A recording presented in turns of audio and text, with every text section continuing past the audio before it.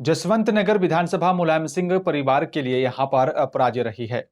मुलायम सिंह यादव की यहां पर पहलवानी के अखाड़े से राजनीति की यहां पर माहिर खिलाड़ी बनने की आरंभिक गाथा का ये यहां पर क्षेत्र ही साक्षी रहा है। वे 1967 में यहां पर पहली बार जसवंत नगर से विधायक निर्वाचित हुए और आपको बता दें कि यहां पर 69 में कांग्रेस के चौधरी विशंबर सिंह यादव और 80 में बलराम सिंह यादव विधायक का चुनाव जीते। बाकी 1996 तक हुए यहां पर कुल चुनाव में 7 बार मुलायम सिंह यादव ही विधायक निर्वाचित हुए हैं।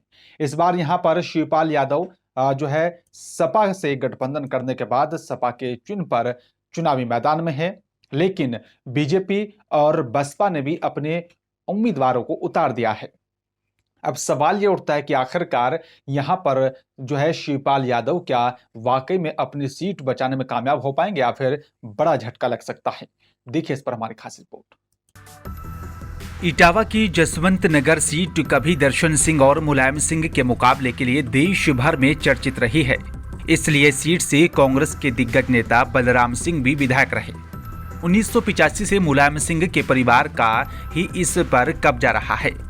यादव मतदाता बहुल इस सीट पर कांग्रेस, बीजेपी और बसपा ने कई बार मुलायम सिंह परिवार का चक्रव्यूह भेदने का प्रयास किया, लेकिन नाकाम रहे। इस सीट पर छठवीं बार विधायक बनने के लिए उतरे शिवपाल को घेरने के लिए बीजेपी और बसपा ने नए सुरमाओं को मैदान में उतारा है, जबकि पड़ोस की करहल सीट पर बीजेपी ने अखिलेश यादव के खिलाफ चर्चित चेहरे एसपी सिंह बघेल को उतारा है। साल 1996 से इस सीट से शिवपाल सिंह यादव लगातार विधायक बन रहे हैं। 2017 से भगवा लहर के बावजूद शिवपाल यादव ने बीजेपी के उम्मीदवार मनीष यादव पत्रे को 52,000 से अधिक वोटों से हराया था। हालांकि बाद में सैफई परिवार में आपसी कलह तेज हो गई और समाजवादी पार्टी में शिवपाल यादव हाशिए पर चले गए। अपनी उपेक्षा से नाराज शिवपाल ने प्रगतिशील समाज पार्टी बना ली और लोकसभा चुनाव में अपने अलग उम्मीदवार उतारे। विधानसभा चुनाव से ठीक पहले चाचा भतीजे की जोड़ी एक बार फिर साथ आ गई है।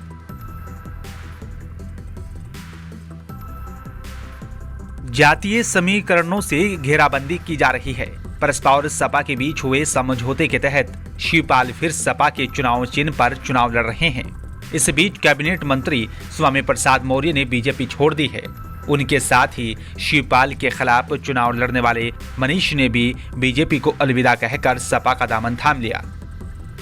मनीष के सपा में जाने के बाद बीजेपी ने यहां से युवा चेहरा विवेक शाक्य को मैदान में उतारा। बसपा ने ब्रजेंद्र प्रताप सिंह को टिकट दिया है। कांग्रेस ने यहां से अपना कोई उम्मीदवार नहीं उतारा है। कांग्रेस ने पड़ोस की सीट करहल से अखिलेश के खिलाफ भी कोई उम्मीदवार को नहीं उतारा है। बीजेपी ने युवा और शाक्य समाज से उम्मीदवार उतारकर दूसरी सीटों के समीकरण को साधने की कोशिश की है।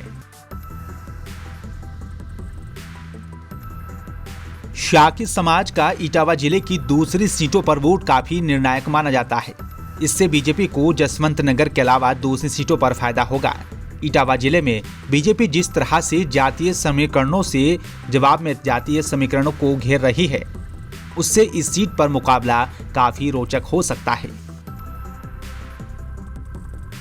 बीजेपी ने शाक्य बिरादरी को साधने में पूरी ताकत लगा दी है। जसवंत नगर सीट पर बीजेपी अगर गैर यादव वोट को यहां पर संगठित करने में सफल रही तो उसकी प्रत्याशी यहां पर कड़ी टक्कर देने में सफल हो सकते हैं। बीजेपी ने इटावा जिले में सपा के ही शिव प्रताप सिंह राजपूत सहित दूसरी जाति के नेताओं को जिस तरह से अपने पाले में खड़ा करने का काम किया, उससे साफ होता है कि उसकी गैर यादव वोटों पर नजर है। बसपा के दिग्गज नेता रघुराज सिंह शाक्या पर भी बीजेपी डोरे डाल रही है। अगर रघुराज बीजेपी में जाते हैं तो समाजवादी पार्टी की राहें काफी कठिन हो सकती हैं।